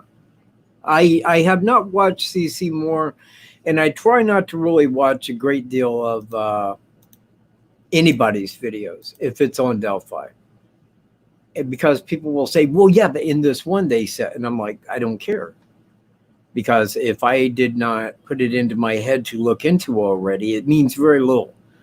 In fact, I was thinking about it the other night when I was watching Incognito's channel, that it is extremely rare if somebody points to something that had not crossed my mind at some point over the last 4 years. And when somebody comes and they say something, and I'm like, oh, hey, man, that's a good question. Because that would be something that had escaped my focus, and I went over this in fine detail, because the more questions you get, the more questions you answer, the more questions you come up with, and the deeper it goes. And I don't normally see like those really good questions that hadn't. And normally I'm very quick to answer to a question because it's already up here. It's kind of went over to me in my mind many times. And so it is kind of rare that I get like a really good question, because most of the time people that are asking questions are asking the questions that people was asking 4 years ago, because like people that get in and start looking at the case, get in, and what they're doing is they're going to person's videos and taking all of that in. And then they're left with like, well, if this is true and this is true, but this over here is true, then how could that be? Then they reach me. And then when they reach me, they ask it. And I'm like, well, stop. Firstly, don't go to YouTube or Facebook. Never go to Facebook if you're looking for answers. If you're on YouTube, it's very hard to discern as to who's saying what, because I could throw out other channel names. And normally I advise as of like Incognito, because she talks about a lot of different crimes. And, she's not solely on Delphi. But if she was just on Delphi, she does a wicked good job of what it is that she does. And I highly recommend her channel.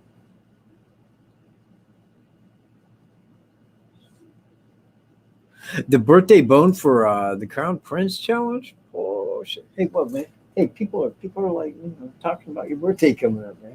You know what? They already know you're getting a T-bone. He don't even know what a T-bone is. He don't. He has no idea. I tell him he's getting a T-bone. He looks at me like, and I'm all like, yeah, cow. And he's like, oh, cow, right. And then he goes to the kitchen like he's getting cow. He's a confused little crown prince, a true crown prince. I need to keep my DBAs correct.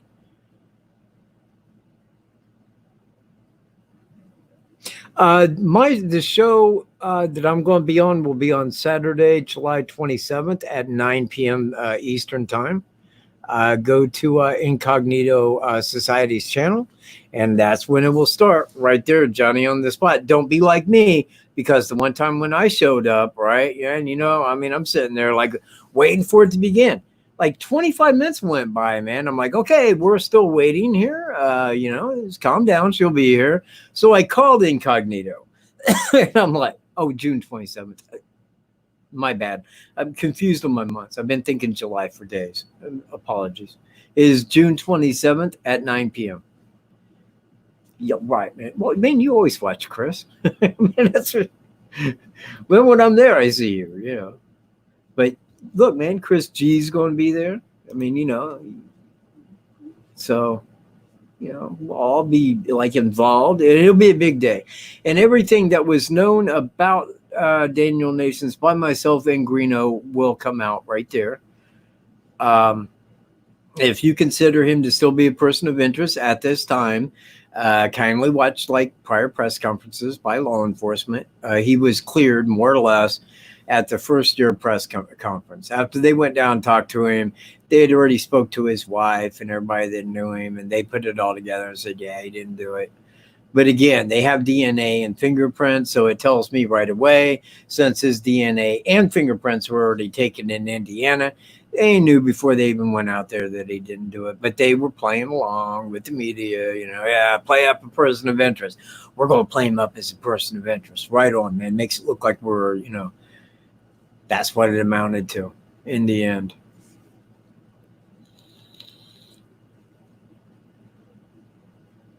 It will be, and I am looking forward to it. And this time I am correct. I'm not incorrect here. On July 4th is West's birthday, and I will be running a piece live. I'm not going to be live for very long on that. I just want to make a point because I always make a live show on his birthday. But then we're having the cookout. There I'm going to feed him the full of the T-bone. You'll see it grilled to his liking, everything. You'll see his mouth watering. It's going to be a great day, man. And then there's going to be fireworks. I'm going to have company. Those who want in the video can be. But it's really going to be just in part the celebration for West's birthday. But hey, man, people will get to see me in my day today. I mean, there'll be like grilling and shit. For my little dog. The best bear of any lifetime. Or at least that's what I tell people. So, anything on the Delphi case? Throw it up in the chat and I'll get right to it. And if I have to go back to YouTube and I see only 62 thumbs in the air, I'm going to be upset. You know what? I will come to people's house that did not like this video. I will steal their dog. I will take it to my house. I will feed it prime rib until it wishes to never remember you again. That's how much love your puppy will get. Do you understand where I'm coming from? Do you get what I'm... Okay. Don't become threatening in videos. Oh, it's at my house. Yeah, we're going down to the pool, man. We got the big gazebo. We're taking the grill, man. Got the T-bones. Well, actually, man, like not everybody's getting a T-bone. Don't show up at my house expecting a T-bone. Okay? Don't do that. Was getting the T-bone. BYOB. Yeah, bring your own burger. Yeah. I like that, man. BYOB. There may be alcohol, but I won't be drinking. I'm a recovered alcoholic of about, 15 years now. I actually quit before that, but as it goes, I did start drinking when somebody says, well, man, geez, dude, it's been 5 years? I mean, you couldn't have a beer? And I'm like, you know what? You're right. Yeah, let me have a beer. Yeah, 2 days later, I'm sitting there with 2 gallons of Jim Beam, just slamming it. Didn't move from my house, man. It was too destroyed to be walking from my house. Yeah, it's not easy, man. But recovered, man. I can make moonshine today. It just people say, oh, I'm sorry, and here we were drinking around you. No, not true. Last thing I want in the world is any alcohol. I had to step out of it, man, after the millionth time waking up with no money and going, shit. Maybe I do need to stop. After 12 years, man, I put my foot down and I said, okay, now my heart's in it. I'm stopping. And I did. There it was. It was just that quick. And it was months of wanting alcohol. But as time went on and time went on and time went on, it started... my life started taking over the fabric that it was. And I started, just changing my life again, man. It happens. Thank you very much, Rito. Appreciate it. But again, recovered. I've recovered quite nicely. Now, anything on the Delphi case? Anybody? If you got a question on the Delphi case, throw it up down there. Because I would love to answer any question. Any question. Thank you, Income. Thank you. Early riser, thank you very much. I was never an early riser. And when I had to be up early, I was normally pretty upset about it. You can ask Wolf, man. When I get up in the morning, I'm the last guy you just want to come to. In fact, when I get out of bed, he'll lay in there for another 20 minutes to allow me to get coffee in myself before he even comes out and wants out. Black SUV, I don't really know. Now, again, if I'm to understand black SUV, I think I know from where that stems. And, she says one thing and then comes off of it. And a lot of times, it's just like her saying there was 40 kids there when she dropped them off. And I'm like, oh, BS, man. If there was 40 kids there, 40 kids, seriously, every one of those kids would have seen the suspect. Think about that. They did not. Yeah, and then she's like, oh, well, maybe that's when we were searching for him that I remember him being there. How can you confuse the two? It's when you dropped them off when people were looking for them. How can you get lost there?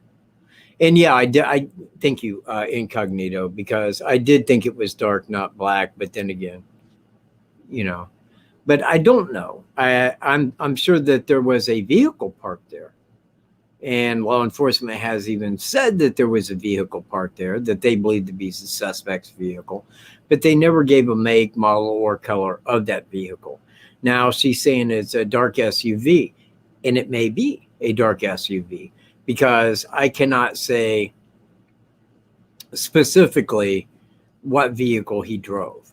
Now, Thomas Jerome Bruce filed bankruptcy in January of 2017. January 11th is the date of filing. Now, on that, I mean, you know, and it was probably after that time because he lost his phone service in November of 2016. And it did not come back where he was back on Twitter again until April of 2017. So, you know, I can take from that he ran out of money and had filed bankruptcy, you know, back here.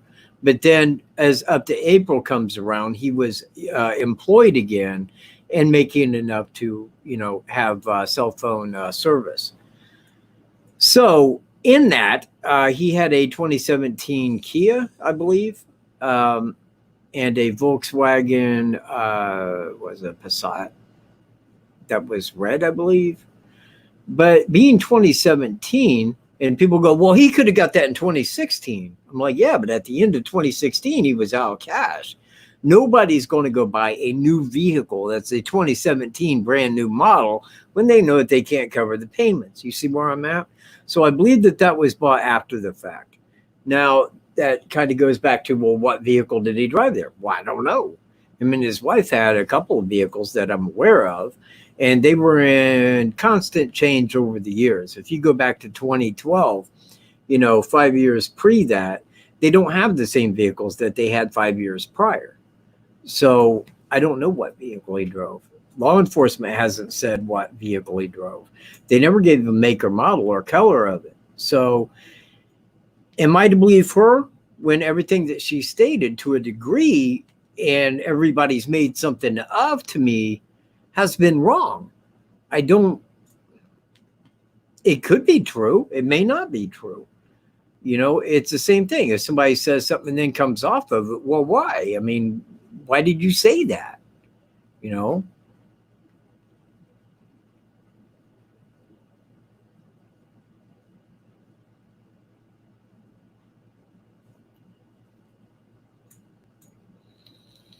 Yeah, trauma does. Trauma does. But here's kind of my lowdown on that. Trauma can cause like some crazy things to go on in the brain. True. If I lost a sister in the same like manner, okay, it would be very traumatic. But I would know that. I mean, I would see that, hey, man, this is really messing with me upstairs here. But to say, oh, there was 40 kids there when I dropped them off. Uh-huh. Yeah. And then say, oh, yeah, I see. Well, maybe that was when we were searching that, I remember. Well, now that's more than a crazy thing. That's more because, man, she's been everywhere the parents have, you know, where the grandparents. So I don't know what to make of that. And again, it could be true. It may be, but it may not, you know, and we will find out in due time. I mean, within a year, well, I say a year, because, man, they will have had Thomas Jerome Bruce in there for, God, pushing almost 2 years before he goes to court. And we're not going to hear anything of any investigation that Indiana's got till it goes to that court. So we're probably looking at minimum, given the other cases that I believe he's involved with, a minimum of 2 years before we know anything concerning anything within the investigation, because it's got to go to court and there they will talk about the investigation. But before that time, they're not going to say, oh, here's our investigation, because that would give the defense everything, you know, in a nutshell that they're going to be working toward. Now, they can get that via discovery, but they're not going to know the, well, they would know the inside, but they're not probably not going to be looking at the investigation.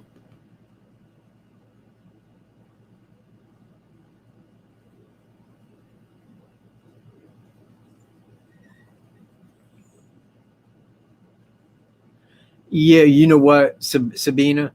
Firstly, I don't really believe in hypnosis. They relax you and, hey, okay, deep breaths, focus on that, you know.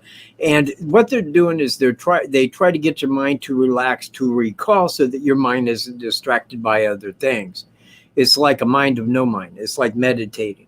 The same exact is done. And when they say hypnosis, I think that that's the common slang. But I've never in my life, not one time, not really, not honestly and true, seen somebody hypnotized. In fact, I believe that to be one of those things that is non-existent, but they say is there, you know, maybe a person could become hypnotized. It's the same as focusing and being, you know, focused on what you're focusing on. You know, you can become very like stuck into that you're focused on, like a cat, you know, just sitting there staring at it. You know, and maybe in those methods it could, but the thing is was she at all paying attention to it? I mean, why would she be looking at a car and it hold any attention to her? It's like me and my friend walking back to Freedom Bridge, the people passing. Okay, in 2 days, what could you tell me about that guy's face? Nothing. He was an older guy. Well, this woman was behind him.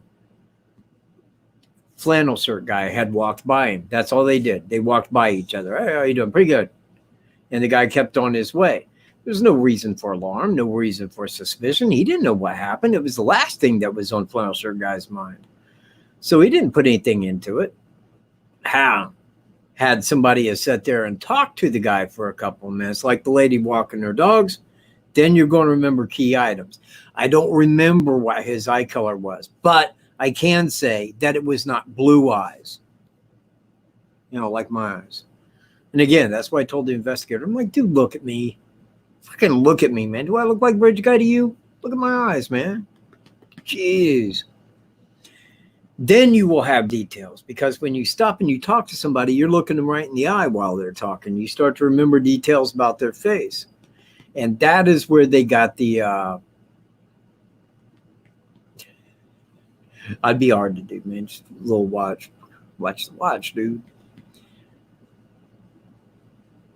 Yeah, exactly. Thank you, Chris G, because that's me. Now they do it in magic shows like you're under hypnosis, you know, or something like that, you know, watch the watch. But I've never seen anybody, again, honestly hypnotized. I don't think that it goes down like that. I think it's more for show than anything. Good question, Royal Castle. And again, from where she dropped him off at the secondary entrance, and I got video of that, and I should bring that up as kind of a proof of point, that because from the secondary entrance at the 501 trail facing the secondary entrance right in front of Mir's property, she would not have been able to see 40 kids there. Unless they were standing right there waiting for the girls to arrive, how would she know? You see, well, true serum. Yeah. That's good, but that's for people that's withholding the truth. What I'm getting at there is if they gave somebody, was it sodium nitrate? What?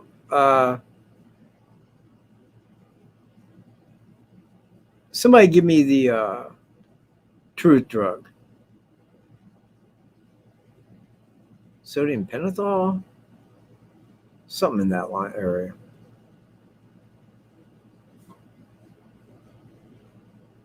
Oh wait, oh, I see. Oh, it's Kevin. Okay, I was going to ask who was from Scotland. You know. Okay, man, I'm glad you made it here, Kevin Carr. Yeah, it is sodium pentothal. Okay, thank you, Radar. But again, that's for people who aren't telling the truth. But for those who don't remember the truth, you know, don't remember it. Because, look, man, as you're driving around the corner, if it was an out-of-place vehicle, then it's going to spark a memory of, oh, I did see that. But if it's just an everyday vehicle that you're passing by, your attention wouldn't be caught to it because the girls were alive. The crime hadn't been committed at that time. She wouldn't have caught sight of a car and remembered the car because it's every day. It's like something outside my house that does not draw my attention to it could have been there for 12 years. You know, unless it stands out of the way of things, my mind isn't going to see that and go, hey, what the hell's that? You know? So I don't think that sodium pentothal would be a good direction. Now, there are ways, meditation to, you know, and that is what they do when they hypnotize you. Say, yeah, okay, take 10 deep breaths, you know, focus on your breathing, relax, because you want their focus attention onto something. You was passing by, you know, in your car. There was a car to your left. You know, and that's kind of how you kind of withdraw information that isn't conscious ready to divulge to people. You know, you got to take them back. Now, the Church of Scientology does the exact same thing. Exactly like that. In fact, I mean, like when they go in to remove an engram and so on, you know, they tell you to do all the breaths and this and that and start talking about, you know, no, I'm not in the Church of Scientology, but I was once. I was in Hollywood. You have to there. Either that or Satanism, and I wasn't going that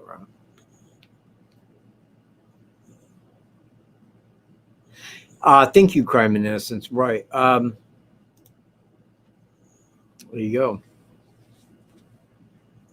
And, you know, it is that if I pulled into my driveway right here and I came up and circled in, I would not notice anybody's car unless it was somebody that was visiting somebody and it wasn't a car that I was used to seeing. Then I would make notice of it like, hey, you know, who's got a car like that, man? Must be somebody visiting someone down there. Because it wouldn't it would stand out as everyday vehicles that I see all the time. I see these vehicles here every day. So and again, I think that via satellite, you know, they could have at least seen the color and the make of the car. But at that time, and even though they had a kind of a vehicle type, they didn't have a license plate number. They didn't have a way to track that because in 2 hours of photos and then 2 hours and then 2 hours, you see, you couldn't trace it because it's not like live action.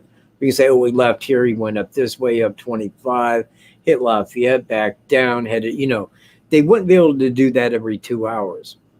And actually in this state and every other state, there's probably thousands of vehicles just like his was. All right. Any questions on Delphi? Please throw them up over there.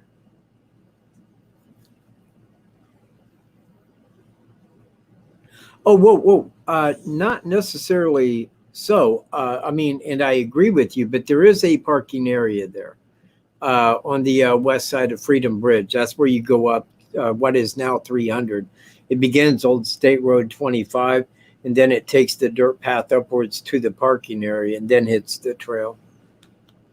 Now, Flannel Shirt Guy and Cheyenne both parked in that general parking area, and neither one of them seen a vehicle. And I'm like, you know, where do you go with that? Well, maybe he parked at the secondary entrance. I'm like, where everybody was seeing it? The cemetery.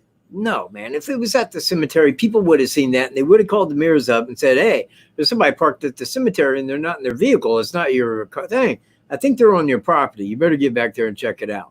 You see where I'm at? The cemetery just would have been a bad spot. Me? Yeah, on Freedom Bridge.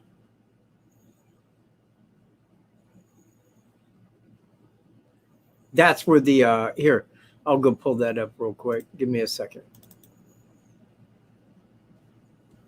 Oh, little bear. Yeah, you see me when I'm making a video, then you want my lap, don't you? Then you do, yeah, hell yeah. All right. And let me pull this up here. And this is Monon High Bridge on Google. Let me remove the comments there. Make this a little bigger. Remove my email. Yeah, throw up like way too much shit here. Okay, now let's get back over to here. And this is mode on High Bridge down here. You got to hit the satellite. Now we're looking at it. Now right here, see, if he was coming up from the south, right here, let me pull this up higher and enlarge it a degree. Like right here, you come up and then you turn here. Then you hit Old State Road 25. You go under the overpass, which was the train track. You know, at one time, that was the thing for the trail. Then you go on up, you make a right into here, and this is the general parking area right there. Now, from there, you get out, you go down here, you cross Freedom Bridge, and then begins the Monon High Bridge Trail right here. Now, from there down to here, that trail, that 15-minute walk is the trail. Now, right here is the secondary entrance. This is the Mears property right here. And right here is where the girls that came in at, about right there. Now, on this right here, over on this side here, is all private property. It belongs to the Mears. Okay? Now, when you start going down through here, because you can see in this wood line right over here on your left, that there is private property, no hunting, no fishing, no trespassing, so such, to go into there. So anybody that had walked down to here and back knows the trails. They know them. I mean, that's it. There isn't like multiple trails. In fact, this whole property from right here on this side of the creek and this down to here, all the way down to here, all of that on the left-hand side is smaller in acreage than the property that I now lease, which is, I think, 165 acres, and I think that it's like 140 some acres. So it's not huge. It's not multi-trail. It's just one right there where the train track was. Anybody that had walked down to here would know that, hey, if I get over to here on the south side of the bridge and I abduct somebody, I can take him down, walk this car path and cross. And guess what? I'm on private property. Can't be seen or heard from right here. Well, they could be heard at the girls scream, but he knew that like from over in here, that wasn't nobody in all likelihood going to see what was happening. Now, this right here, and it still has the building there, but it's been gone for a long time now. But this right here is the abandoned CPS building. Now, right here is where the guy parked, right here. And then he started the trail from there. And you can see that the trail begins from there as well, down to Freedom Bridge. And that's where he parked. He came up to here, backed in so people couldn't see his license plate, you know, what state or Indiana County he was from, and began hiking from here. Walked the trail down and hoped that he didn't see anybody, is my best guess, and got to the south side of the bridge. Now, he was here at 12:30-ish, not 12:30 exact, but in that area of time. He was right over here on the south side. I believe that he was a little intoxicated on alcohol. That's the way he likes to be when he commits these crimes. He had filled glasses with him in all likelihood, watching over to this side so he could see anybody that was coming up to the bridge. If it wasn't somebody that befit his mentality of a victim that he would choose, he would probably allow for that and continue to wait. Now, people say, well, why didn't he attack the lady that was walking her dogs that lived here? Her dogs went out, were following the tracks. That's the direction they would go, and came across the guy back in here, back in the wood line. He didn't want to be seen. They came up to him. The lady was walking. Hey, how you doing? Oh, pretty good. Just out here, man, enjoying the trails. Great, beautiful day. Beautiful day. Yeah.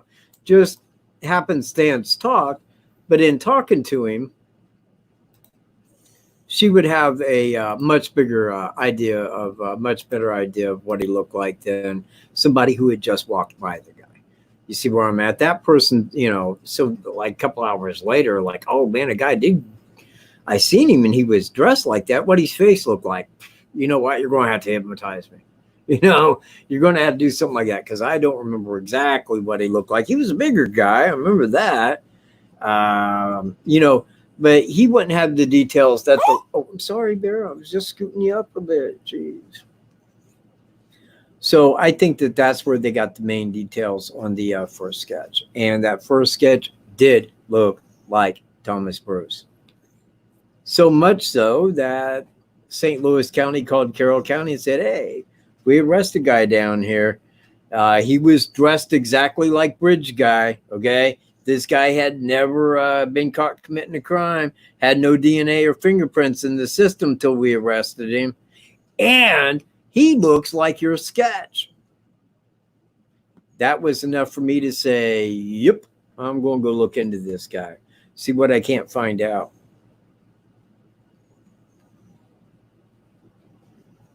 Oh, man, who is that? Is that Sabina? Hell yeah, it's Sabina. Right on. Same as I watch her channel every time she's online. Every time that she goes live, there I am.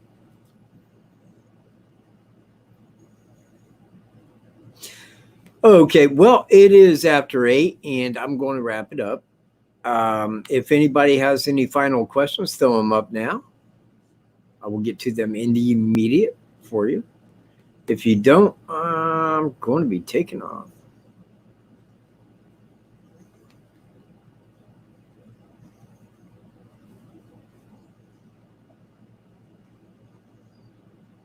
Four months.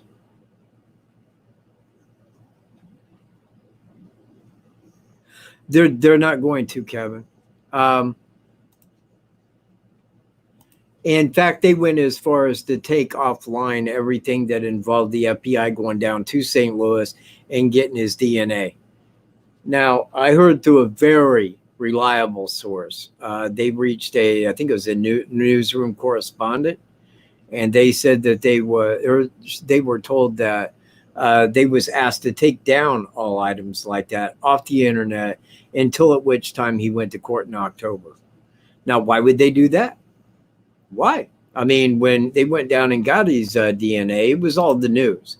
You know, the people down there in St. Louis was saying, local investigators believe any man that would go in and commit a crime in the manner that he did had probably in all likelihood did it before. They're keeping an eye out for this. And, you know, and then the FBI had got his DNA, and that's what they was talking about. They're like, they're running it through the legal database. No matches yet, but they're keeping an eye, you know, and I'm all like, bullshit, you know, because they do as law enforcement asks. And if it's the federal government, yeah, you bet your backside they're going to be right there following orders because they want to be on air in a year from now. And they don't want JFK. Nobody wants that. Nobody wants to be killed, man. In Delphi in October, wait.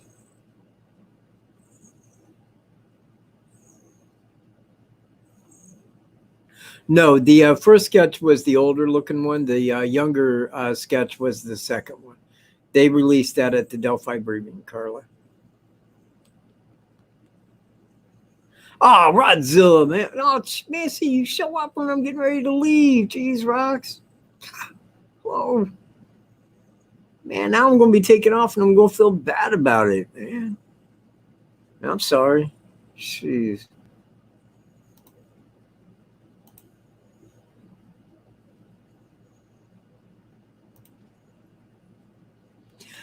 Be It Incognito's channel. June 27th, man, at 9 p.m. Eastern time. We'll be there live. We'll be discussing Daniel Nations. Everybody should be happy for, to see that show. We're going to get pretty in-depth, I imagine.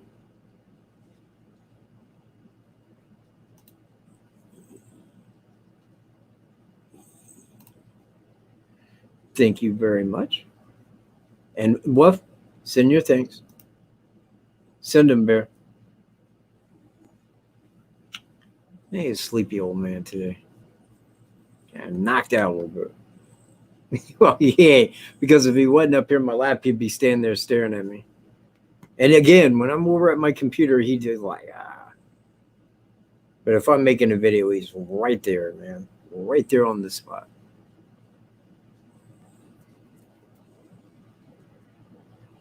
Oh, right. Yes. Exactly, early riser until October. As to how it plays into anything else, they took down like all of the news articles and video that they had done speaking about the FBI there to get his DNA. Because I went to go look for some of that so that I could download it and found like, okay, the whole front page is nothing but Barry Scheck and Tennessee. Like, what happened to all the news articles? What happened to the video? You know, what happened to all that? The world didn't forget, or did they? You know, the FBI knows this, man. They do. Man, to be loving on my dog, man. Get all jealous and shit, man. Jeez. He'll say, man, can I see Wolf? No. Why? No, you can't see the Crown Prince, man. God. I don't know, man. Makes me wonder what people think of me, man. Like, man, why in the hell does he go call his dog the Crown Prince? Sounds a little odd. And it probably does. Although, when I was growing up, man, we had a boxer named Prince. We did. All right, everybody. It is 8:05, and I'm going to have to roll. I wish everybody to have a fantastic week. Be it Incognito's channel on June 27th at 9 p.m. Central Time. We'll be there live. Thanks, everyone, for being here. All mods, old and new. Thank you guys very much. For anybody that sent in any donation to me or Wolf or the channel, thank you very much. Yeah, I'm going to. I'm going to go there. I'm looking forward to it. I'm going to go beat somebody in chess for right now, man. It's been a bad week, and somebody's going to pay for it. So thank you all, man, and I will catch you next week at 6 p.m. Eastern time. And in that meantime, I do hope to have out my last video, and again, that's like the bigger one. So I want to get it out. Thanks for being here. Peace, everyone.